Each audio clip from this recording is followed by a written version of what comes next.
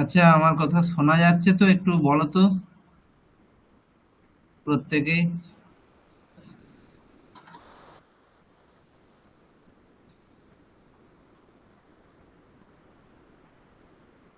আচ্ছা, শোনা যাচ্ছে বেশ।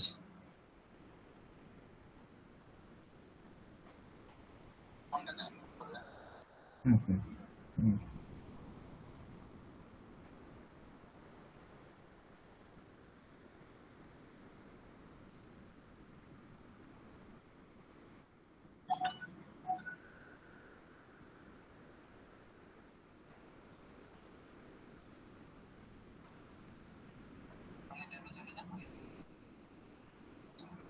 হুম,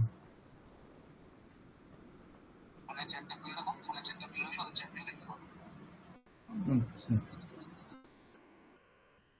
বেশ, ঠিক আছে।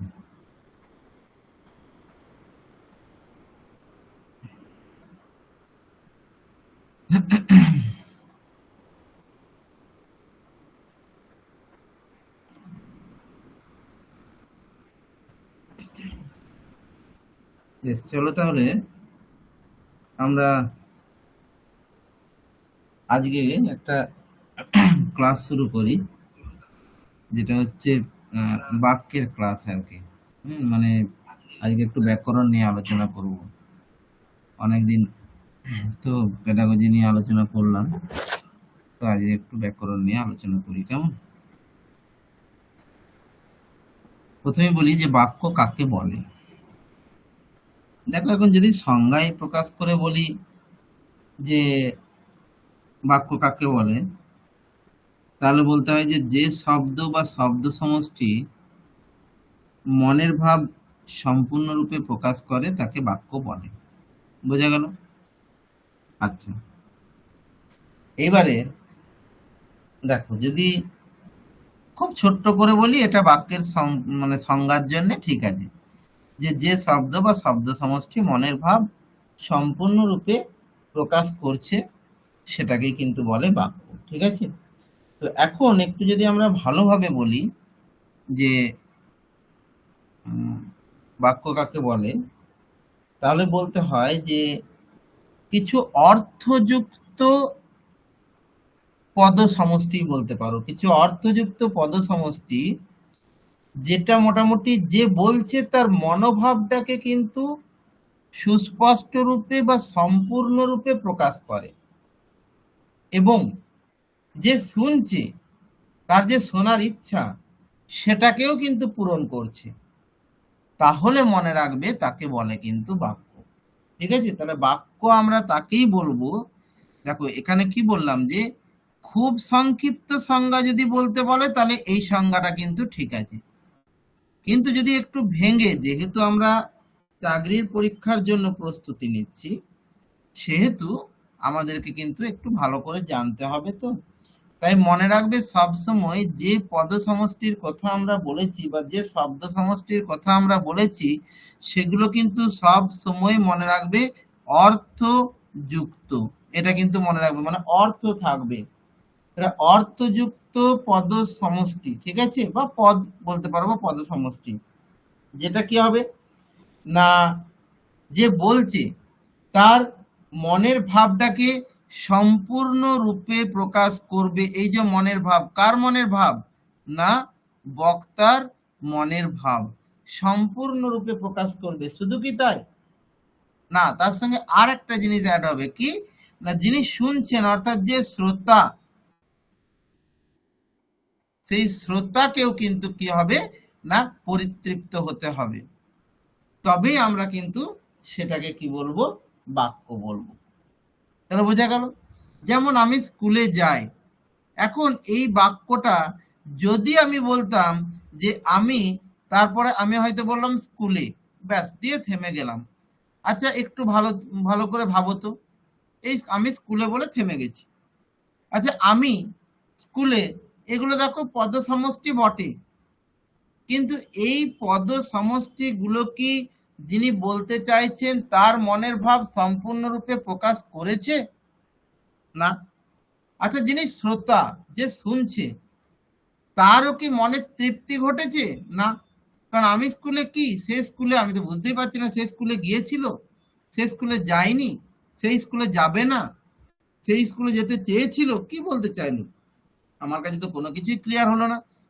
তার মানে আমার কাছে এটা শোনার পরে কতকগুলো জাস্ট প্রশ্ন চিহ্ন রয়ে গেল, কোনো কিছু কিন্তু ক্লিয়ার হলো না।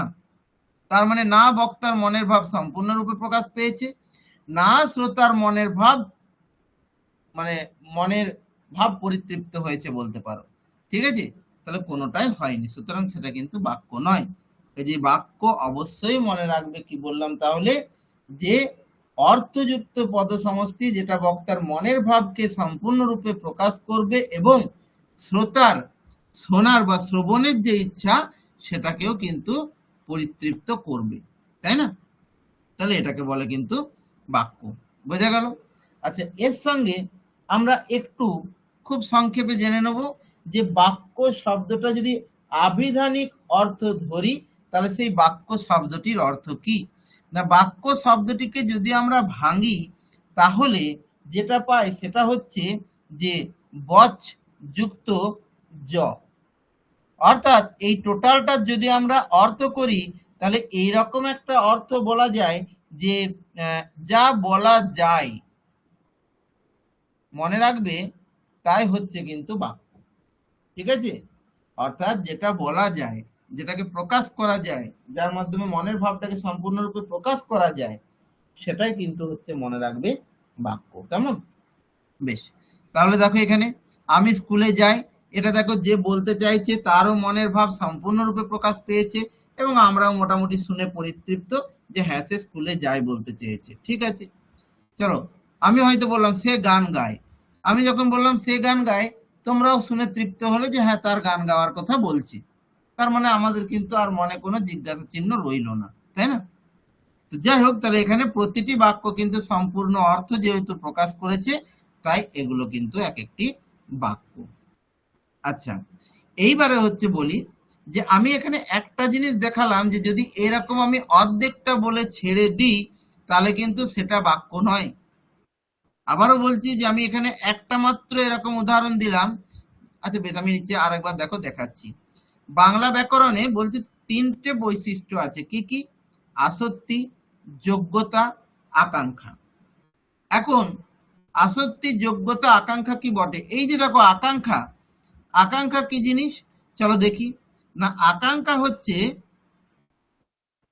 বলছে বাক্য সম্পূর্ণ অর্থ প্রকাশ করার জন্য যে পূর্ণতার প্রয়োজন হয় তাকে আকাঙ্ক্ষা বলে। অর্থাৎ বাক্য শুনে বা পড়ে যেন মনে কোনো অসম্পূর্ণতা না থাকে। আচ্ছা, কেন আমি প্রথম দুটো পয়েন্টকে বাদ দিয়ে একবারে তৃতীয় পয়েন্টটাতে এলাম বলতো? তার কারণটা হচ্ছে দেখো আমি এই ধরনের একটা উদাহরণ একটু আগেই প্রয়োগ করেছিলাম, তাই আমি ওটা বললাম যে দেখো আমি স্কুলে এই পর্যন্ত বলে আমি কিন্তু থেমে গিয়েছিলাম। আচ্ছা, যখনই আমি স্কুলে বলে থেমে গেলাম তার মানে তোমাদের মনে কিন্তু একটা আকাঙ্ক্ষা থেকে গেল আরো বাকিটাকে শোনার। তার মানে তোমাদের মধ্যে কিন্তু সে আকাঙ্ক্ষাটা কমপ্লিট হলো না, তাই না? তার মানে কোনো একটা পদের অভাব রয়ে গেল। বোঝা গেল? আমি এমন কিছু পদ শুনলাম যে পদগুলো শুনেও কিন্তু সেই পদের অভাবটা পূরণ হলো না। এটাকেই কিন্তু মনে রাখবে বলে কি, যে আকাঙ্ক্ষা। যেমন যেমন যদি বলি সে গান, সে গান বললে কি কিছু বোঝা যাচ্ছে? সে গান কি শুনতে ভালোবাসে, সে গান গাইতে ভালোবাসে, সে গান জানে না, সে গান করেছিল, সে গান শুনিয়েছিল, কিচ্ছু দেখো বোঝা যাচ্ছে না। সে গান বলে আমি যদি থেমে যাই তাহলে একটি বাক্যও আমার কাছে ক্লিয়ার হবে না, মানে একটি বাক্যের কোনো অর্থটি আমার কাছে ক্লিয়ার হবে না এবং সেটাকে তো বাক্য বলাও যাবে না, কারণ সেখানে কিন্তু আকাঙ্ক্ষাটা চরিতার্থ হয়নি।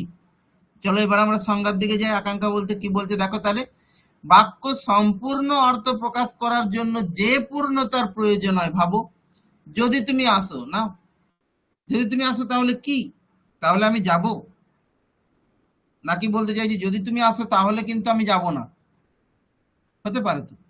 তাহলে আমি কি বলতে চাইলাম এখানে তো সেটা ক্লিয়ারই নয়। তার মানে আমার তো আকাঙ্ক্ষাটা থেকেই গেল যে কি বলতে চাইলো যদি তুমি আসো, বাকিটা কি?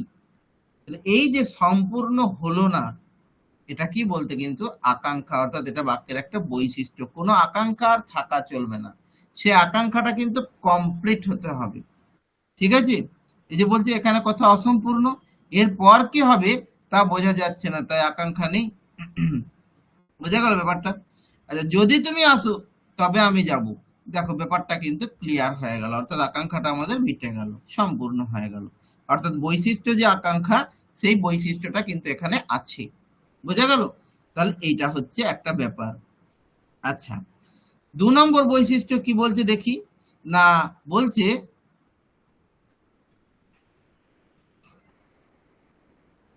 দেখো যে আসক্তি। আচ্ছা, আসক্তি কি ব্যাপার? আচ্ছা, আসক্তি হচ্ছে ব্যাপারটা এরকম যে বাক্যের যে পদগুলো রয়েছে না পারস্পরিক, সেই প্রত্যেকটা পদের মধ্যে একটা সম্পর্ক আছে। কিরকম সম্পর্ক? দেখো, আমি ধরো এরকম একটা বললাম যে আমি একটা বাক্য লিখছি, একটু ভালো করে লক্ষ্য করবে যে আমরা আজ সন্ধ্যা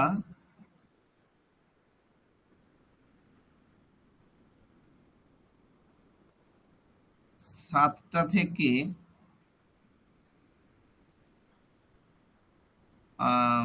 কি বলবো, আমরা আজ সন্ধ্যা 7টা থেকে পড়তে বসেছি। দেখো, এটা কিন্তু একটা বাক্য। আচ্ছা, এবারে এক কাজ করি, আমি এই বাক্যের যে পদগুলো রয়েছে না, সেগুলোকে একটু ওলট পালট করে দিই, তো দেখি তার মধ্যে দিয়ে আমি কিছু বোঝাতে পারছি কিনা। চলো এরকম বললাম, প্রথমে লিখলাম পড়তে, তারপর লিখলাম সন্ধ্যা, তারপর লিখলাম আমরা,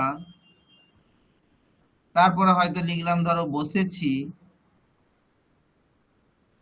তারপরে লিখলাম 7টা, তারপরে লিখলাম আজ, তারপরে লিখলাম থেকে। আশা করি সবগুলোই লিখেছি। যাই হোক, মোটামুটি এরকম একটা বাক্য লিখলাম, দিয়ে পূর্ণচ্ছেদ দিয়ে দিলাম। আচ্ছা, এবার আমরা পড়ে দেখি তো তাহলে কি হলো ব্যাপারটা। পড়তে সন্ধ্যা আমরা বসেছি 7টা আজ থেকে। আচ্ছা, এটা কি সঠিকভাবে কোনো বাক্য হলো? এর মধ্যে দিয়ে হয়তো সঠিকভাবে বোঝানোও যাচ্ছে না আমি কি বলতে চেয়েছি, বা এটা তো তবু হয়তো এদিক ওদিক করে নিজেরা বুঝে নিতে পারছি যে একটু সাজিয়ে নিলে হয়ে যাবে।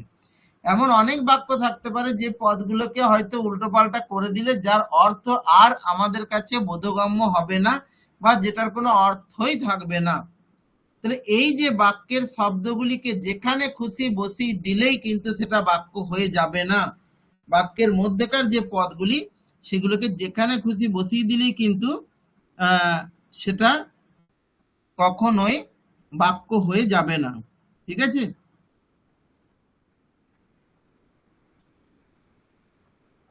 যাই হোক, তো ব্যাপারটা হচ্ছে যে আমরা তাহলে কি বললাম বলতো, যে বাক্যগুলোর মধ্যে যে পদগুলো রয়েছে সেই পদগুলোকে কিন্তু আমাদেরকে ঠিকভাবে সাজাতে হবে। কারণ যদি ঠিকভাবে না সাজায় তাহলে কিন্তু সেটা কখনোই বাক্য হবে না। আবারও বলছি, দেখো এই যে আমি বই পড়ি, এগুলো হয়তো ছোট ছোট, এগুলোতে এতটা ভুলটা ধরতে পারবে না। ঠিক আছে, কিন্তু যদি বলতাম যে আমি সন্ধ্যাবেলায় বই পড়ি এবং তারপর খাওয়া দাওয়া করি, এই যে একটা বড় বাক্য, যখন এই বাক্যের পদগুলোকে আমি উল্টো পাল্টা করে দেব না, তখন দেখবে আর কিন্তু সেই অর্থটা উঠে আসবে না। ঠিক আছে, তাহলে স্বাভাবিকভাবেই এই জিনিসটাকেই বলছে কি আসক্তি, অর্থাৎ বাক্যের প্রতিটি শব্দ একে অপরের সঙ্গে কিন্তু সম্পর্ক আছে। এই আসক্তি কথাটার অর্থই হচ্ছে, মনে রাখবে, যে পদসমূহের সান্নিধ্য জ্ঞান। এই আসক্তি শব্দটার অর্থই হচ্ছে, মনে রাখবে, পদ সমূহের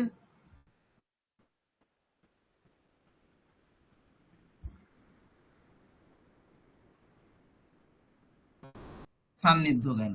বোঝা গেল? অর্থাৎ সান্নিধ্য মানে কে কতটা দূরে থাকবে, কোথায় থাকবে, কোনখানে বসলে অর্থ হবে, এই যে জিনিসটা, অর্থাৎ সঠিক পদগুলি পাশাপাশি বসালে তবেই কিন্তু একটা অর্থ প্রকাশ করবে, তাছাড়া কিন্তু অর্থ প্রকাশ মানে বাক্যের অর্থ আর কি, বাক্যার্থ প্রকাশ হবে না, এটুকু মাথায় রাখতে হবে। ঠিক আছে, তো এই জিনিসটাকেই বলে কিন্তু আসত্তি। কেমন? এই যে দেখো এখানে লেখা আছে যে বাক্যের শব্দগুলোর মধ্যে যদি সম্পর্কই না থাকে, মানে পারস্পরিক সম্পর্ক না থাকে, তাহলে বাক্যটা কিন্তু অর্থহীন হয়ে পড়বে, তাই না? আর আসত্তি হচ্ছে কি না, বাক্যের এই অর্থপূর্ণতাটাকেই বজায় রাখার কাজ করে। বোঝা গেল? তাহলে আসত্তি জানলাম আমরা, আকাঙ্ক্ষা জানলাম আমরা। আচ্ছা, আরো একটা বাক্যের কিন্তু যোগ্যতা বলে শর্ত আছে। সেই শর্তটা কি না, দেখো আমরা ছোট থেকে জানি, ধরো এই মুহূর্তে আমি এই অনলাইনে ক্লাস করছি, আমাকে হয়তো কেউ বললো যে স্যার আপনি কোথা থেকে ক্লাস করছেন। আমি হয়তো বললাম যে আমি তো এই মুহূর্তে ধরো স্বর্গে রয়েছি, স্বর্গের থেকে ক্লাস করছি। খুব ভালোভাবেই বললাম, শান্ত নম্র ভদ্রভাবেই বললাম।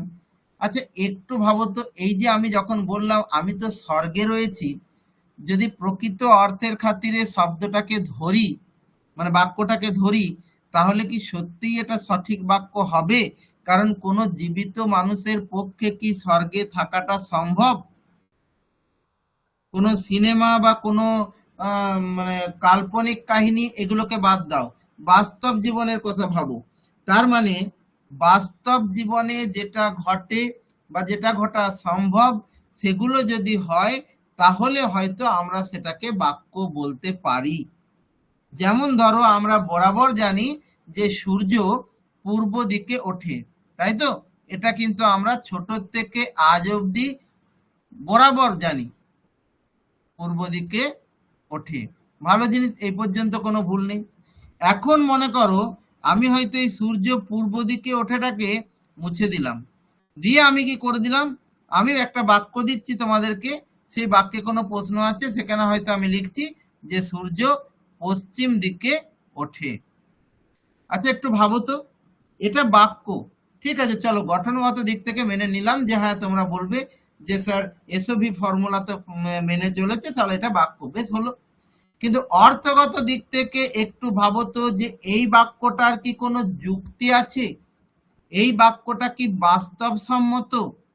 এই বাক্যের অর্থটাকে যদি আমরা ধরি, সত্যি কি যুক্তিসঙ্গত বাস্তবসম্মত অর্থ আমরা পাবো? কোনোদিনই না, কারণ সূর্য কখনোই পশ্চিম দিকে ওঠে না। আবার ধরো এরকম আছে, সূর্য পশ্চিম দিকে ওঠে না করে যদি আমি এটাকে করে দিই যে সূর্য পশ্চিম দিকে অস্ত যায়, তাহলে আবার দেখো বাক্যটা কিন্তু ঠিক হয়ে যাবে, তাই না? যদি এটা করি অস্ত যায়, তাহলে দেখো ঠিক হয়ে যাবে। কিন্তু এটা যদি করতাম সূর্য পশ্চিম দিকে ওঠে, তাহলে কিন্তু ভুল হতো। তাহলে হয় আমাকে পশ্চিম দিকেটাকে তুলে পূর্ব দিকে বসাতে হতো, আর না হয় এই ওঠেটাকে তুলে দিয়ে অস্ত যায়টাকে বসিয়ে দাও, তাহলে বাক্যটা কিন্তু ঠিক থাকবে। ঠিক আছে, তাহলে কি হবে, তোমার যে বক্তব্য সেই বক্তব্য যুক্তিসঙ্গত, সেই বক্তব্য বাস্তবসম্মত, এবং অর্থের দিক থেকে অবশ্যই সেই বক্তব্য কিন্তু গ্রহণযোগ্য। মানে মনে রাখতে হবে, সঙ্গত এবং অর্থবহ বাক্য গঠনের উপযোগিতাকেই কিন্তু বলা হয়, মনে রাখবে, যোগ্যতা। কেমন? দেখো এরপর এখানে উদাহরণগুলো, এই সূর্য পূর্ব দিকে ওঠে, এটা বাস্তব ও সত্য কথা, তাই যোগ্যতা আছে। কিন্তু যখন বলছি সূর্য পশ্চিম দিকে ওঠে, তার কিন্তু কোনো বাস্তব যোগ্যতা নেই, তাই না? মনে রাখবে, বক্তব্য বাস্তব ও যুক্তিযুক্ত হতে হবে, আর অযৌক্তিক বা অসম্ভব কথা থাকলে বাক্যে সেটার কিন্তু কোনো যোগ্যতা থাকবে না। তাহলে বোঝা গেল মোটামুটি ভাবে বাক্য নির্মাণের শর্ত কিন্তু এই তিনটি। বাকি যেগুলো আছে সেগুলো কিন্তু শর্ত নয়। এটা বলতে পারা যায় যে হ্যাঁ বাক্য গঠনের ক্ষেত্রে, বাংলা বাক্য গঠনের ক্ষেত্রে একটা শর্ত আছে, সেটাকে বলা হয় SOV ফর্মুলা। SOV ফর্মুলা কি না, এই প্রসঙ্গে একটু খুব সংক্ষেপে বলে দিই, যদিও আমরা কিন্তু এটা জানি। যেমন ধরো এস, এস মানে কি, আসলে এস মানে হচ্ছে সাবজেক্ট,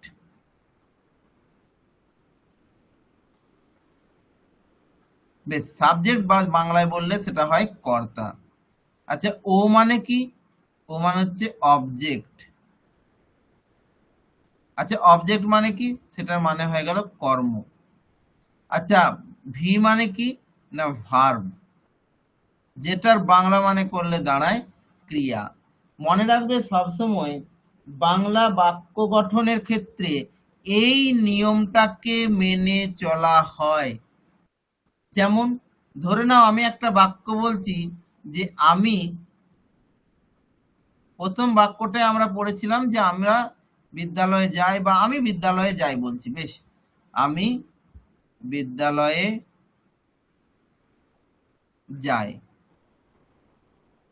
একটু ভালো করে লক্ষ্য করো, আমি হচ্ছে কিন্তু কর্তা, দেখো যাই হচ্ছে কিন্তু ক্রিয়া, দেখো, এবং এটা কিন্তু এখানে তাহলে কর্ম।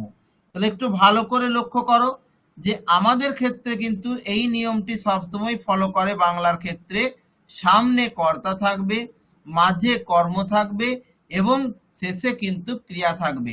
এবারে এটাকে কি এইভাবে বললে বোধগম্য হতো না? খুব হয়ে যেত কোনো রকম করে, আমি যাই বিদ্যালয়, হতো নাকি?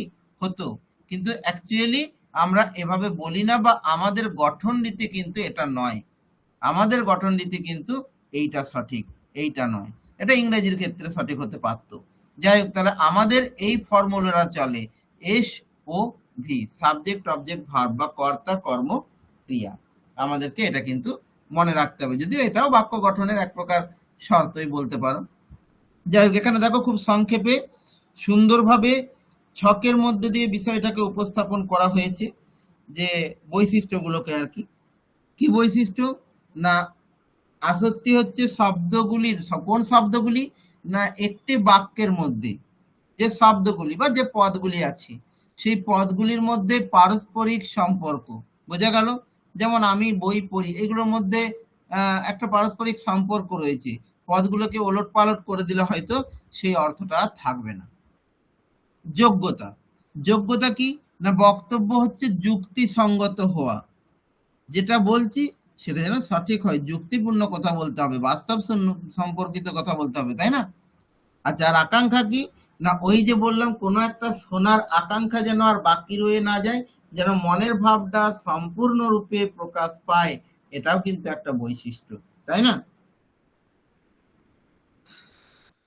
আচ্ছা, এবারে আসছি বাক্যের প্রকারভেদ। এতক্ষণ মোটামুটি আমরা বাক্য কি, বাক্য কাকে বলে, ঠিক আছে, বাক্যের শর্ত বা বাক্য গঠনের শর্তগুলো কি কি, এগুলো মোটামুটি আমরা আলোচনা করলাম।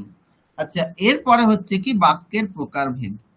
আচ্ছা, বাক্যের প্রকারভেদ দেখো দুই প্রকারের, মানে প্রকারভেদটাও আবার দুই প্রকারের, দুই ভাবে ভাগ করা যেতে পারে আর কি। একটা হচ্ছে গঠনগত দিক থেকে ভাগ করা যেতে পারে, আর একটা হচ্ছে অর্থগত দিক থেকে ভাগ করা যেতে পারে। আচ্ছা, তার আগে আরেকটু বলে দিই যে বাক্যের অংশ কি কি, কারণ এগুলো খুব ছোটবেলায় পড়েছো, আবার ছোটদেরকে পড়াতে গেলেও কিন্তু লাগে। বাক্যের প্রকারভেদ বলছি না আমি, ঠিক আছে? আবারও বলছি, বাক্যের প্রধান অংশ, প্রধান অংশের দিক থেকে যদি ভাগ করি, তাহলে বাক্যের প্রধান অংশের দিক থেকে বাক্য কিন্তু দুইটা। কি কি? না, একটা অংশ হচ্ছে উদ্দেশ্য, আর একটা অংশ কি? না, বিধেয়। ঠিক আছে, উদ্দেশ্য বিধেয়। এখন উদ্দেশ্য কি বলছে? না, ধরে নাও কোনো বাক্য, সেই বাক্যের মধ্যে যার সম্পর্কে কিছু বলা হচ্ছে, ঠিক আছে, ধরে নাও আমরা এরকম বললাম যে ধরে নাও একবার বললাম যে বঙ্কিমচন্দ্র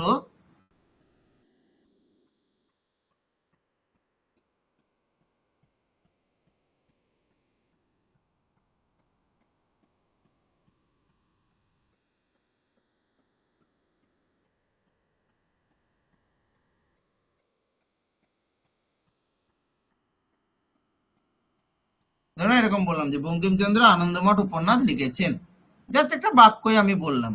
বাক্যটার যোগ্যতার দিক থেকে ঠিক আছে কিনা, বাক্যটা কি বলে যেন, আসক্তির দিক থেকে ঠিক আছে কিনা, ঠিক আছে, বাক্যটা আকাঙ্ক্ষার দিক থেকে ঠিক আছে কিনা, সেগুলো পরে বিবেচ্য, ওগুলো পরে আলোচনা করব। এখন আমি ধরো এরকম একটা বাক্য লিখলাম যে বঙ্কিমচন্দ্র আনন্দমঠ উপন্যাস লিখেছেন, বা লিখলেন, বা লিখেছিলেন, যা হোক। এখন বিষয়টা হচ্ছে, তাহলে এই বাক্যে মূল কাজটা কে করেছে? বঙ্কিমচন্দ্র, তাই তো? তাহলে এই বাক্যের মূল কাজটা যে করেছে, মনে রাখবে সেই হচ্ছে কিন্তু উদ্দেশ্য। বোঝা গেল? আর সে যে কাজটা করেছে, মনে রাখবে সেটা হচ্ছে কিন্তু বিধেয়। অর্থাৎ এই যে আনন্দমঠ উপন্যাসটা লেখার কাজ, এই লেখার কাজটি হচ্ছে কিন্তু আসলে লেখালেখিটা হচ্ছে কিন্তু বিধেয়। বুঝতে পারা গেল? তাহলে এটি হচ্ছে উদ্দেশ্য আর বিধেয়। হ্যাঁ, এরপর এই বাক্যের ক্ষেত্রে উদ্দেশ্যকেও বাড়ানো যায়, আবার বিধেয়কেও সম্প্রসারণ করা যায়। সবসময় যে এরকম ছোট ছোট বাক্য হয় তা তো নয়। হ্যাঁ, কোনো কোনো ক্ষেত্রে দেখবে অনেক বড় বড় বাক্য হয়, এখানেই বাড়ি দেওয়া যেতে পারে। যে বঙ্কিমচন্দ্র, হয়তো এরকম বলে দিলাম যে বাংলা সাহিত্যের প্রথম যথার্থ ঐতিহাসিক উপন্যাস রচয়িতা বঙ্কিমচন্দ্র আনন্দমঠ উপন্যাস লিখেছেন, এইভাবে বলে দিতে পারি। তাহলে কি বঙ্কিমচন্দ্রের আগে দেখো একটা বিরাট বড় তার সম্পর্কে বিশেষণ যুক্ত হয়ে গেল, উদ্দেশ্যটাকে আমি এইভাবে কিন্তু বাড়িয়ে দিলাম, তাই না? আবার বিধেয়টাকেও এইভাবে বাড়ানো যেতে পারে। তো যাক, আমাদের এটা বিষয় নয়, মোটামুটি খুব সংক্ষেপে একটু বলে দিলাম উদ্দেশ্য বিধেয় কি বা কাকে বলে। চলো এরপর আমরা যাই বাক্যের প্রকারভেদে। তাহলে যেটা বলছিলাম যে বাক্যকে দুই ভাগে ভাগ করা যেতে পারে। একটা হচ্ছে গঠনগত দিক থেকে বাংলা বাক্যকে ভাগ করা যেতে পারে, আর একটা হচ্ছে অর্থগত দিক থেকে বাংলা বাক্যকে কিন্তু ভাগ করা যেতে পারে, দুটো দিক থেকেই। আচ্ছা, প্রথমে আমরা গঠনগত দিক থেকে বাংলা বাক্যকে ভাগ করি। দেখো, গঠনগত দিক থেকে আমরা বাংলা বাক্যকে যখন ভাগ করছি তখন সাধারণভাবে আমরা সরল, জটিল এবং যৌগিক, এটা আমরা অনেক ছোট থেকে পড়ে আসছি, এই তিন প্রকার বাক্য কিন্তু পাচ্ছি। তবে বর্তমানে আবার আর একটাও কিন্তু করা হচ্ছে, সেটা হচ্ছে কি না মিশ্র বাক্য। কেমন? এবার মিশ্র বাক্যটা কেউ কেউ ধরছে, দেখবে কোনো বইয়ে আছে, দেখবে মিশ্র বাক্যটা আবার কোনো বইয়ে নেই। কেন নেই সেটাও বলে দেব, কি জন্য আছে সেটাও বলে দেব আলোচনা করতে গিয়ে, ঠিক আছে? তো যাই হোক, তিনটে কিন্তু তুমি সব বইই পাবে, কোনো কোনো বইয়ে 4 নম্বরটা পেতে পারো, কোনো বইয়ে নাও পেতে পারো। কেমন? চলো এবার আমরা একে একে আলোচনা করি সরল বাক্য কাকে বলে। এখন সরল বাক্য হচ্ছে না যে বাক্যে একটি মাত্র সমাপিকা ক্রিয়া থাকে, তাকেই কি বলছে যে সরল বাক্য, মানে বাক্যে একটি প্রধান কাজ বা ক্রিয়া প্রকাশ পাবে, সেইটাকে কি বলছে সরল বাক্য, ঠিক আছে? এখন এটা আমাদের বুঝে নিতে কোনো অসুবিধা নেই, কারণ দেখো তার নিচে বেশ কয়েকটা উদাহরণ রয়েছে, সেই উদাহরণগুলোকে নিয়ে একটু দেখো তো। আমি স্কুলে যাই। আচ্ছা, তার আগে একটু বলে দিই যে এখানে দেখো একটা শব্দ প্রয়োগ করা হয়েছে সমাপিকা ক্রিয়া। এটা প্রত্যেক দিন আলোচনা করি প্রায়, যে এই দিক থেকে অন্তত ক্রিয়াকে আবার দুটো ভাগে ভাগ করা যায়, তাই তো? একটি হচ্ছে কি না সমাপিকা ক্রিয়া, আর একটি হচ্ছে কি না অসমাপিকা ক্রিয়া। আচ্ছা, সমাপিকা ক্রিয়া কোনটা? না যেটা হচ্ছে বাক্যের ভাবটা কমপ্লিট হচ্ছে, ঠিক আছে? কি বললাম? যেটা বাক্যের বা বাক্যটাকেই বলতে পারো যে শেষ করছে আর কি, বাক্যের ভাবটা সম্পূর্ণ হলে মনে রাখবে সেটাকে কিন্তু বলছে কি যে ওই সমাপিকা ক্রিয়া, ঠিক আছে? আর যে ক্ষেত্রে বাক্যের ভাব সম্পূর্ণ হয় না সেটাকে বলা হয় কিন্তু অসমাপিকা ক্রিয়া। আচ্ছা, কিরকম? ধরো আমি স্কুলে যাই, এটা কিন্তু এই যে যাই এটা বলার সঙ্গে সঙ্গে দেখো বাক্যটা কিন্তু শেষ হয়ে গেল। আচ্ছা বেশ, আচ্ছা এইবারে ধরে নাও এই বাক্যটা কি একটু চেঞ্জ করে দিচ্ছি আমি, যে আমি স্কুলে গিয়ে, বেশ গিয়ে মানেও সেই যাওয়া। আচ্ছা দেখো তো এখানেও এটাও কিন্তু একটা ক্রিয়াপদ, গিয়ে, গিয়ে মানেও তো আমি গিয়েছিলাম, গেছি, যাব, এগুলো ক্রিয়াপদ। আচ্ছা এই ক্রিয়াপদটা কি বাক্যটাকে সম্পূর্ণ করতে পারলো? না, সম্পূর্ণ তখন হতো আমি যদি বলতাম যে আমি স্কুলে গিয়ে আজ পড়া করেছি। চলো এই জিনিসটা দেখো, এইখানে দেখো আবার পড়া করা, এটাও কিন্তু একটা মানে ক্রিয়াপদ। এই ক্রিয়াপদটা হওয়ার পরে বাক্যটা কমপ্লিট হলো, অথচ এইখানেও একটা ক্রিয়াপদ ছিল, বাক্যটা কিন্তু কমপ্লিট হয়নি। তাহলে এই যে যেটা বাক্যটাকে কমপ্লিট করছে সেটা মনে রাখবে সমাপিকা ক্রিয়া, আর এই রকম যে বাক্যের মাঝে ঢুকে আছে বাক্যটিকে কমপ্লিট করতে পারেনি সে কিন্তু মনে রাখবে অসমাপিকা ক্রিয়া। তাহলে বারবার বলছি লক্ষ্য কিন্তু আমাদের সমাপিকা ক্রিয়ার দিকে। এবং যেখানে অসমাপিকা ক্রিয়া থাকতে পারে আলাদা আলাদা, সেটা কোনো বিষয় নয়, কিন্তু সমাপিকা ক্রিয়া মাত্র একটিই থাকবে। ঠিক আছে, এইটি কিন্তু মাথায় রাখতে হবে যে কোনো বাক্যের। আর তার আগে আমি একটু আগে বুঝিয়েছিলাম, দেখো উদ্দেশ্য বিধেয়। এই ক্ষেত্রে বলি, এই সরল বাক্যের ক্ষেত্রেও মনে রাখবে যে একটি উদ্দেশ্য থাকবে। ঠিক আছে, কি বললাম, উদ্দেশ্যও কিন্তু মনে রাখবে একটি থাকবে।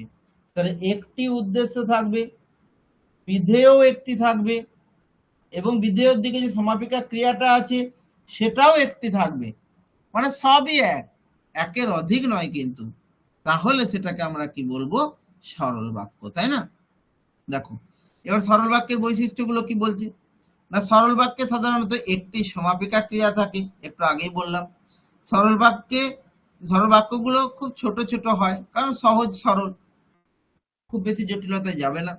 আর সরল বাক্যে কিন্তু ভাবটা সরাসরি প্রকাশ পায়। তাহলে বোঝাতে পারলাম সরল বাক্য কাকে বলে। আচ্ছা বেশ, ঠিক সরলের অপোজিটটা হচ্ছে কি না, জটিল বাক্য। অর্থাৎ সরল বাক্য ঠিক যতটাই সোজা, জটিল বাক্য কিন্তু ঠিক ততটাই কঠিন। আচ্ছা তাহলে জটিল বাক্য কাকে বলে আমরা দেখি।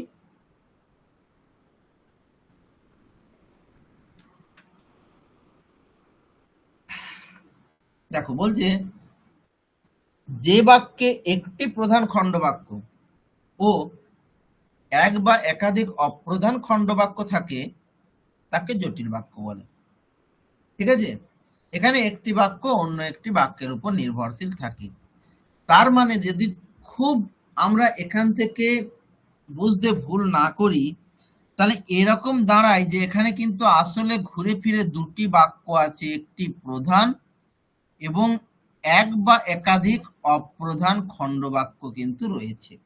এইটুকু আমাদেরকে বুঝতে হবে জটিল বাক্যের ক্ষেত্রে, কিন্তু যে এক বা একাধিক এরকম বাক্য কিন্তু রয়েছে জটিল বাক্যের ক্ষেত্রে। তাহলে এবং তার সঙ্গে আরেকটা জিনিস এখানে বলে দিয়ে দেখো, যে একটি বাক্য অন্য একটি বাক্যের উপর নির্ভরশীল থাকে, তার মানে কোনো একটা বাক্য একক স্বয়ংসম্পূর্ণ হতে পারে না, সে আর একটা বাক্যকে পেলে তবেই স্বয়ংসম্পূর্ণ হবে, মানে একটা অপরটার পরিপূরক, এটা কিন্তু বুঝতে হবে। ঠিক আছে বেশ, যেমন দেখো, আমি জানি যে সে আসবে। একটু ভালো করে দেখো, এটা খুব ছোটর মধ্যে আছে তাই বোঝানো সহজ। যে সে, একটু ভালো করে লক্ষ্য করো যে আমি জানি যে সে আসবে, তার মানে এখানে যদি বলি দুটো বাক্য কোথায়, তাহলে একটা হচ্ছে আমার জানা, আর একটা হচ্ছে তার আশা। ভালো করে লক্ষ্য করো, দেখো দুটো ঘটনা কিন্তু বলেছি। ঠিক আছে, এবং সেই দুটো ঘটনাকে যুক্ত করেছে কি জিনিসটা দেখো তো, এই জিনিসটাকে বলা হয় সাপেক্ষ শব্দ জোড়। ঠিক আছে, এই জিনিসটাকে বলা হয় সাপেক্ষ শব্দ জোড়, যেটা কিন্তু জটিল বাক্যের একটা বিশেষ বৈশিষ্ট্য। ঠিক আছে, এটা থাকবেই জটিল বাক্যে, যে সে, যেমন তেমন, যখন তখন, যদি তবে, এরকম আর কি। যেমন দেখো তারপরেরটা, যখন বৃষ্টি হয় তখন আমি বাড়িতে থাকি। এই যে দেখো যখন তখন, এটাকে কি বলবে, এই যে সাপেক্ষ শব্দ জোড়। দেখো এই মাত্র আলোচনা করলাম, যখন হলে তখন আসবে, যে হলে সে আসবে। ঠিক আছে, আচ্ছা এবারে দেখো আবার একটা অপরটার সঙ্গে লিঙ্ক কিরকম, যখন বৃষ্টি হয় তার মানে বৃষ্টি হওয়া, এটা একদিকে চলে গেল, আমার বাড়িতে থাকা এটা আর একদিক, কিন্তু দুটোর মধ্যে একটা লিঙ্ক রয়ে গেছে দেখো, কারণ একটার সঙ্গে অন্যটা রিলেটেড। কিরকম না, বৃষ্টি হওয়ার সঙ্গে আমার বাড়িতে থাকার কিন্তু একটা সম্পর্ক রয়েছে, তাই না? যে পরিশ্রম করে সে সফল হয়। এই যে দেখো দুটো বাক্যের মধ্যে কিন্তু একটা সম্পর্ক রয়েছে, কি না, পরিশ্রম করার সঙ্গে সফল হওয়ার সম্পর্ক। তাহলে এইগুলোকে কি বলা হয়, জটিল বাক্য। তার মানে এটুকু বোঝা গেল যে যখন একটি প্রধান উপবাক্য থাকছে এবং এক বা একাধিক অপ্রধান উপবাক্য থাকে ওই বাক্যটাতে, তখন তাদেরকে বলে কিন্তু মনে রাখবে জটিল বাক্য।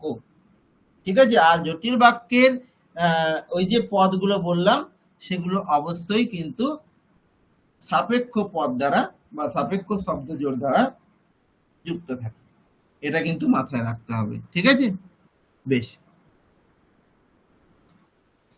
তাহলে কি বলছে, একাধিক খণ্ডবাক্য থাকে, এইমাত্র আলোচনা করলাম, অসুবিধা নেই। একটি প্রধান অন্যটি অপ্রধান, অসুবিধা নেই। যে যে যখন যদি কারণ যদিও এই সমস্ত অব্যয়গুলো ব্যবহৃত হয়, বেশ। আচ্ছা চলো এবার আমরা যৌগিক বাক্য সম্পর্কে আলোচনা করি। দেখি সংজ্ঞা কি বলছি না, যে বাক্যে দুই বা ততোধিক স্বাধীন খণ্ডবাক্য সংযোজক অব্যয়ের মাধ্যমে যুক্ত থাকে তাকে যৌগিক বাক্য বলে। প্রত্যেকটি অংশ আলাদা বাক্য হিসাবেও ব্যবহার করা যায়, আগের মতোই।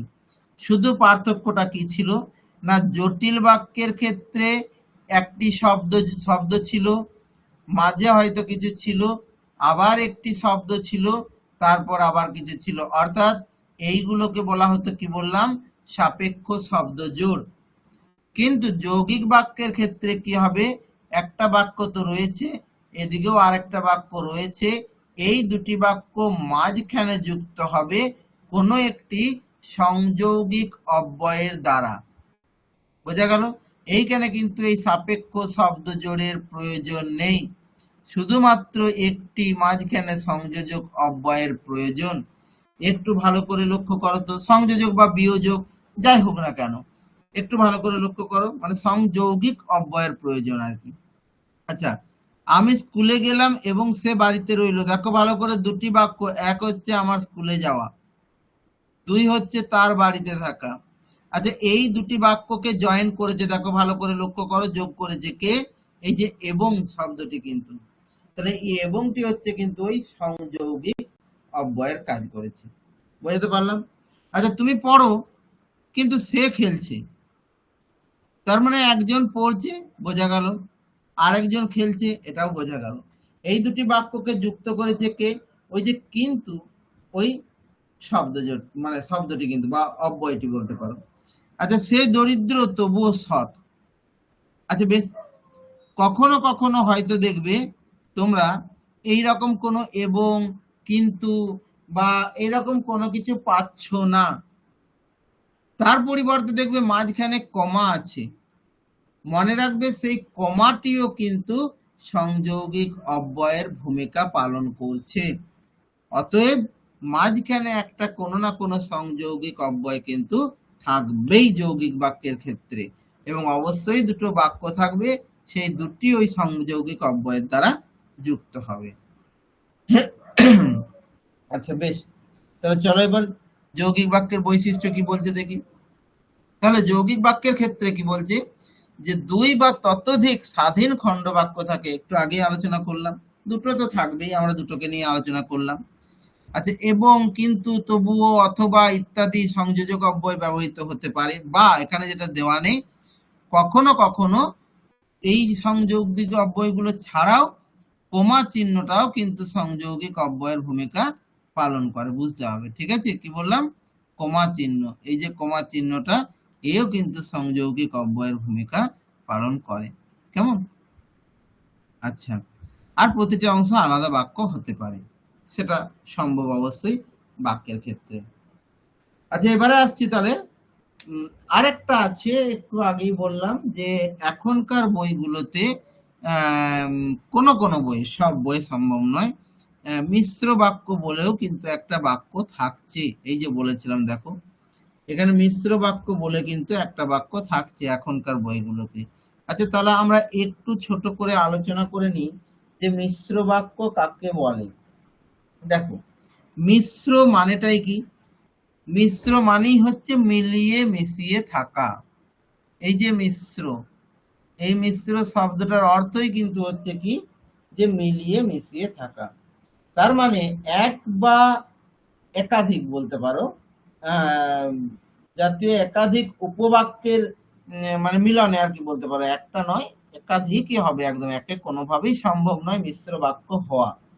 আর যদি খুব সহজ সরল ভাষায় বলি, তাহলে আমাকে এরকম বলতে হয় যে ধরে নাও একটি সরল বাক্য রয়েছে, আবার তার সঙ্গে যুক্ত হয়েছে ধরে নাও একটি জটিল বাক্য। বোঝা গেল? তাহলে সরল প্লাস জটিল এরকম যদি হয়ে যায় তাকে কিন্তু আমরা কি বলবো, মিশ্র বাক্য। বোঝা গেল? বা ধরো এরকম হলো সরল প্লাস যৌগিক সমান, এটাও কিন্তু মিশ্র শব্দ। বোঝা গেল তাহলে? বা মিশ্র বাক্য। তাহলে এই ধরনের বিভিন্ন ভাবে, আবার উল্টোটাও হতে পারে যে জটিলের সঙ্গে সরল যুক্ত হলো বা যৌগিকের সঙ্গে সরল যুক্ত হলো, এই ধরনের মধ্যেও কিন্তু বা এইভাবেও কিন্তু তোমার কি বলে মিশ্র বাক্য কিন্তু গঠন হতে পারে।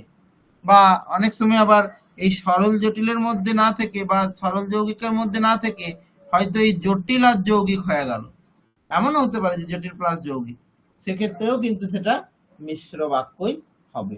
বোঝা গেল বিষয়টা? তাহলে এই হচ্ছে ব্যাপার। এবার কি হয়, মিশ্র বাক্য কিন্তু সবসময় মনে রাখবে অনেক বড় বড় হবে, কারণ সেখানে দেখো একটা অলরেডি বড় জটিল বাক্য তো থাকবেই, তার সঙ্গে আবার একটা হয় সরল বাক্য যুক্ত হবে কিংবা যৌগিক বাক্য যুক্ত হবে, অর্থাৎ দুটো করে বাক্যের সমান কিন্তু জায়গা নেবে, এটা বুঝতে হবে। তাহলে সবসময় কিন্তু মিশ্র বাক্য একটু বড়র দিকে, মানে বড় আকৃতিরই হয়, এটুকু আমাদেরকে মাথায় রাখতে হবে। কেমন? বেশ, মিশ্র বাক্যের উদাহরণ অনেক বড় বড়, সেই কারণে আমি আর এখানে লিখছি না বা লিখে সময় অপচয় করছি না। কেমন? পরে যখন এই পিডিএফটা আপলোড করব তখন আমি লিখে না হয় একটা বড় মিশ্র বাক্যের উদাহরণ দিয়ে দেবো। আর না হলে এখন হয়তো বড় যে মৌখিক বলতে পারি অনেক বড় একটা বাক্য, কিন্তু সেটাতে খুব একটা তোমাদের বোধগম্য হবে না, তাই না? বেশ, আচ্ছা, এবার বলছি তাহলে গঠনের ভিত্তিতে বাক্যের তুলনা। গঠনের ভিত্তিতে বাক্যের তুলনা কিরকম? দেখো সরল বাক্য, সরল বাক্যে একটি সমাপিকা ক্রিয়া থাকবে, তবে আবারও বলছি সাধারণত একটি সমাপিকা ক্রিয়াই নয়, একটি উদ্দেশ্য, একটি বিধেয়, এইগুলো কিন্তু সব একটা একটা করেই থাকবে। আচ্ছা, জটিল বাক্যে কি থাকবে?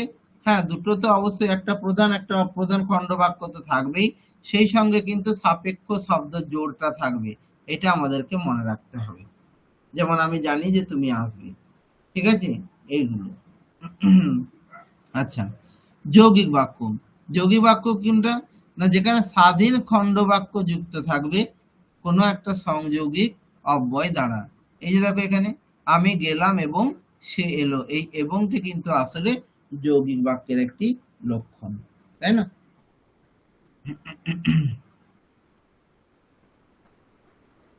আচ্ছা, এইটা তো গেল গঠনগত দিক। তাহলে গঠনগত দিক থেকে আমরা বাক্যকে 3 বা 4 ভাগে ভাগ করলাম। কি কি 3 বা 4 ভাগ? না, সরল, জটিল, যৌগিক, আর এখনকার অধুনা বাংলা ব্যাকরণের নিয়ম অনুযায়ী মিশ্র বাক্য। এবার আরো একটা ভাগ কিন্তু আছে, সেটা হচ্ছে অর্থগত দিক থেকে। এখন অর্থগত দিক থেকে কিন্তু অনেকগুলি ভাগ, প্রায় 6টি। কি কি? একটা হচ্ছে বিবৃতিমূলক বাক্য, প্রশ্নবোধক বাক্য, আদেশ সূচক বাক্য, প্রার্থনা সূচক বাক্য, বিস্ময় সূচক বাক্য আর ইচ্ছা সূচক বাক্য। এরপর আমরা একে আলোচনা করব এই বাক্যগুলো সম্বন্ধে। দেখো, অর্থগত দিকটা তবু তুলনামূলক একটু সোজা। এখন বিবৃতিমূলক বাক্য আমরা কাকে বলব? না, যে বাক্যে কোনো কথা, ঘটনা বা বিবরণ প্রকাশ করা হয় তাকেই কিন্তু কি বলা হয়? না, বিবৃতিমূলক বাক্য। অর্থাৎ কোনো একটা তথ্য পেশ করা হবে আর কি। যেমন আজ খুব গরম, দেখো একটা ইনফরমেশন দিল আজ ওয়েদার কেমন, তাই না? আমি প্রতিদিন স্কুলে যাই, দেখো এখানেও কিন্তু একটা তথ্য দিচ্ছি, ঠিক আছে, আমার স্কুলে যাওয়ার রেশিওটা এখান থেকে বোঝা যাচ্ছে, তাই না? তাহলে এইগুলো কি বিবৃতিমূলক বাক্য, অর্থাৎ এর মধ্যে দিয়ে কি হচ্ছে না, কোনো একটা বিবৃতি প্রকাশ পাচ্ছে, কোনো একটা তথ্য বা কোনো একটা ঘটনার বিবরণ কিন্তু প্রকাশ পাচ্ছে, ঠিক আছে, এই ধরনের বাক্যগুলোর মধ্যে দিয়ে। আচ্ছা, বেশ, এরপর আসছি প্রশ্নবোধক বাক্য। প্রশ্নবোধক বাক্য কোনটা? যে বাক্যের দ্বারা কোনো প্রশ্ন করা যায় তাকেই কিন্তু কি বলা হয়? প্রশ্নবোধক বাক্য বা প্রশ্নবাচক বাক্য। অর্থাৎ যে বাক্যে কোনো প্রশ্ন জিজ্ঞাসা করা হবে। এখন যে কোনো প্রশ্ন হতে পারে, আমি বলতে পারি যে তোমার নাম কি, বা ধরো তুমি কোথায় যাচ্ছ, এখানে দেখো যে প্রশ্নগুলো আছে, তাই না? এগুলো খুব ছোট ছোট প্রশ্ন, সহজ সরল প্রশ্ন, বা অনেক সময় বড় প্রশ্নও করা যেতে পারে, তাই না? যে ধরো কোনো এইচএস পাস ক্যান্ডিডেট, হয়তো আমরা বললাম যে এইচএস পাসের পর তাহলে এখন তোমরা কিভাবে সময় অতিবাহিত করছো, এই যে দেখো জিজ্ঞাসা করছি, কিন্তু অবশ্যই বারবার বলছি জিজ্ঞাসা, কিন্তু কোনো আলোচনা নয়, কিচ্ছু নয়। তাহলে এইরকম ধরনের জিজ্ঞাসা যদি হয় তাহলে সেটাকে কি বলবো না প্রশ্নবোধক বাক্য। আচ্ছা, আদেশ সূচক বাক্য কি, এটা বলার অপেক্ষা রাখে না। আদেশ সূচক বাক্য কি না, যে বাক্যের দ্বারা কোনো কিছু আদেশ করা হবে বা উপদেশ দেওয়া হবে, বা ধরে নাও কি বলবো কোনো অনুরোধ করা হবে, ঠিক আছে, এইগুলো আর কি, এইগুলোকে বলা হয় কি না আদেশ সূচক বাক্য।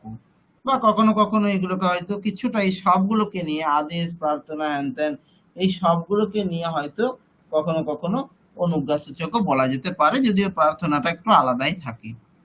বেশ, যেমন দেখো দরজাটা বন্ধ করো, এটা আদেশ, ঠিক আছে, আবার মন দিয়ে পড়াশোনা করো, এটা কিন্তু উপদেশ। তাহলে এই যে আদেশ উপদেশ অনুরোধ, ঠিক আছে, নিষেধ, যাই হোক না কেন, এইরকম যখন কোনো কিছু বাক্যের মধ্যে দিয়ে প্রকাশ পাবে সেই বাক্যটাকে আমরা বলবো আদেশ সূচক বাক্য। বুঝে গেল? আচ্ছা বেশ, এরপরে কি আছে দেখো না প্রার্থনা সূচক বাক্য। প্রার্থনা সূচক বাক্য কোনটা না, যে বাক্যের দ্বারা প্রার্থনা আশীর্বাদ বা কামনা এইসব প্রকাশ পাবে। এ তো বোঝাই যাচ্ছে, বলার কিছু নেই, তাই না? একান্ত মনোবাসনা তোমাদের যদি কিছু থাকে এবং সেটা যদি প্রকাশ পায় কোনো বাক্যের মধ্যে দিয়ে, তাহলে আমরা সেটাকে কিন্তু কি বলবো প্রার্থনা সূচক বাক্য। বোঝা গেল? যেমন দেখো ঈশ্বর তোমার মঙ্গল করুন, বা তুমি দীর্ঘজীবী হও। এই যে দেখো একটা প্রার্থনা, যেন ঈশ্বরের কাছে আমরা প্রার্থনা করছি, কখনো নিজের কাছে মানে কারোর কাছে একটা কিছু প্রার্থনা করছি, এই রকম আর কি। প্রার্থনা যে সবসময় ঈশ্বরের কাছেই হবে এমনটা নয়। ধরো এরকম বললাম যে গাছ লাগাও প্রাণ বাঁচাও,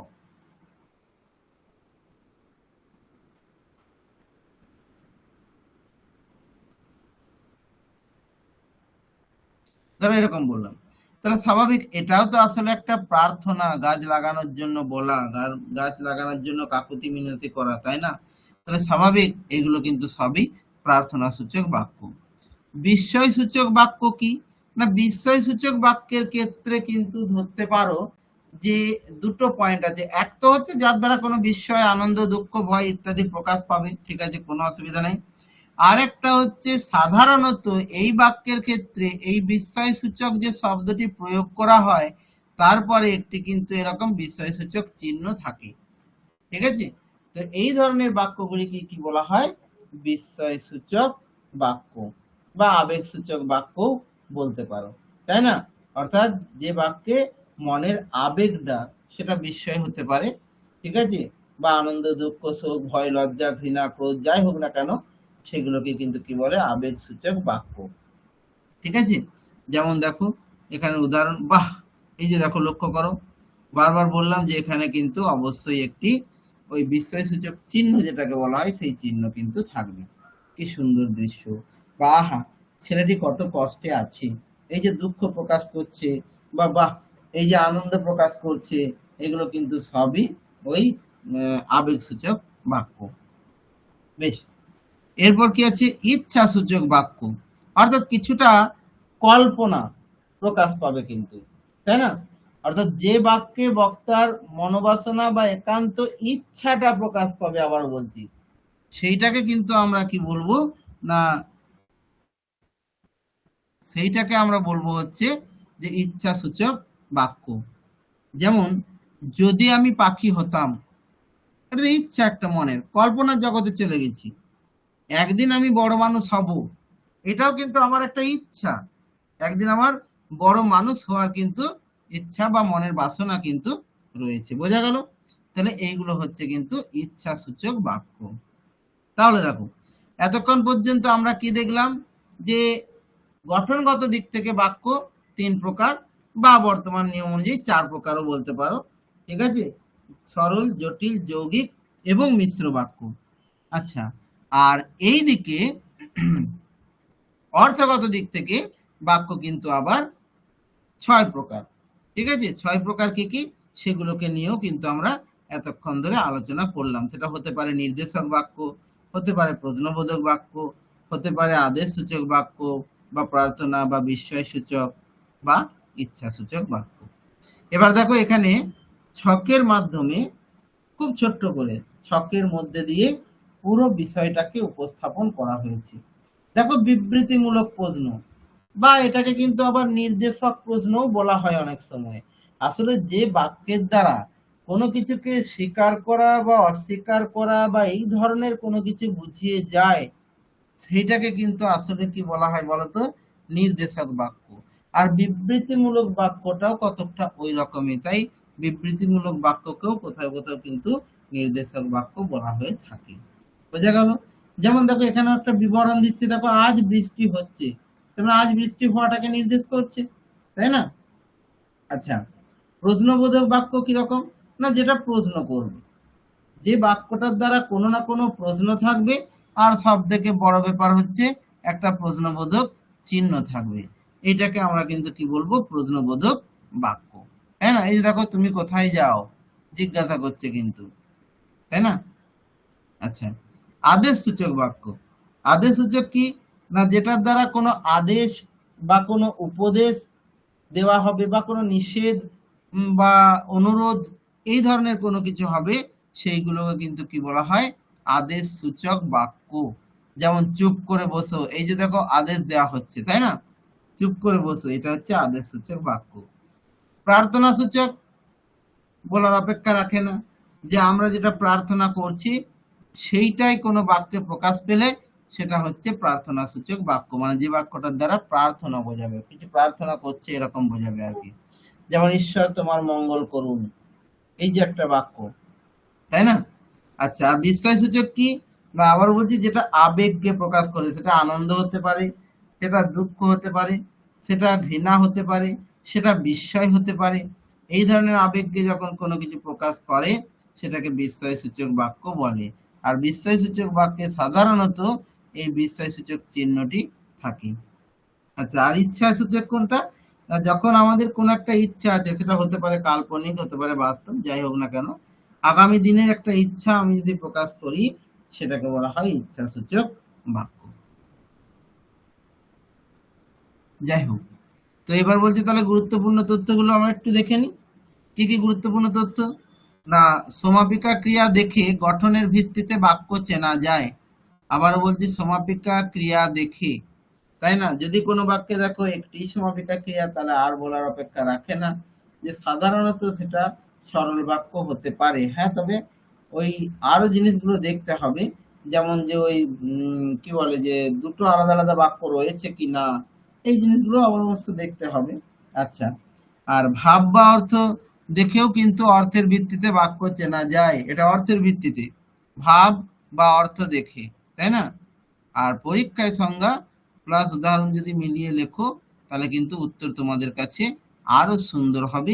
এই তথ্যগুলো কিন্তু তোমাদেরকে মনে রাখতে হবে, যে আমরা পরীক্ষায় কি করে ভালো উত্তর পাবো। তবে এরপর হ্যাঁ দেখো, কিছু প্রশ্ন তো এখন বেশিরভাগই প্রশ্ন এমসিকিউ প্যাটার্ন, সেক্ষেত্রে তোমার খারাপ বা ভালো লেখার প্রশ্ন তো আসে না, সঠিক উত্তরটা নির্বাচনের প্রসঙ্গে এসে যায় তখন। সেক্ষেত্রে তুমি শুধু সঠিক উত্তরটি নির্বাচন করবে। আর যদি দেখো যে কোথাও হয়তো এমন অনেক পরীক্ষা আছে যেখানে হয়তো দেখা গেল যে প্রথমে প্রিলিমিনারি হয় তারপরে মেন্স হয়, তো সেক্ষেত্রে প্রিলিমিনারিতে এমসিকিউ থাকে, পাস করে গেছো, এরপর হয়তো তোমাকে লিখে উত্তর দিতে হবে। সেই ক্ষেত্রে কিন্তু তোমার এই উত্তরের সঙ্গে যদি উদাহরণ দেওয়ার, ব্যাকরণে কিন্তু যখনই কাউকে বলবে, বলবে অবশ্যই ব্যাকরণে উদাহরণ মাস্ট। উদাহরণ ছাড়া তুমি যতই সংজ্ঞা লিখে দাও, মনে রাখবে কিন্তু সম্পূর্ণ নম্বর পাওয়া সম্ভব নয়। বুঝতে পারলাম? আচ্ছা, বেশ। আচ্ছা, এরপরে বাক্য পরিবর্তন আছে। আজকে তো আর বাক্য পরিবর্তন নিয়ে আলোচনার মতো সময় নেই, দীর্ঘ সময় অতিবাহিত হয়েছে। গোটা বাক্যের চ্যাপ্টারটা আজ আমরা খুব ভালোভাবে পড়েছি, আশা করি বুঝতেও পেরেছি। তারপর তোমাদের যদি সুবিধা অসুবিধা যাই থাকুক না কেন, সেটা নিশ্চিতভাবে তোমরা বলবে, কেমন? বেশ, তোমাদের অসুবিধা থাকলে বলো, না হলে আজকের ক্লাস কিন্তু এই পর্যন্তই থাকবে। অসুবিধা থাকলে বলতে পারো তোমাদের। আচ্ছা, একজন বলছে যে শোনা যাচ্ছে না স্যার। জানি না শোনা যাচ্ছিল না কি না, আমি তো চ্যাটগুলো অতটা লক্ষ্য করিনি। আম, দেখো, হয়তো শোনা গেছে, কারণ বাকিরা আর কেউ কিছু বলেনি, বা কোনো একটা সময় হয়তো নেটওয়ার্কের ডিস্টার্বে কিছু হয়ে থাকলে সেটা কিছু করণীয় নেই। কিন্তু আমি তো মোডটা একই রেখেছি, মাঝে তো কিছু চেঞ্জও করিনি, তাই না? বেশ, চলো। কেউ তো কিছু বলছে না, তার মানে সমস্যা হয়তো এখান থেকে কিছু নেই। তাহলে আজ এই পর্যন্তই থাক, কেমন?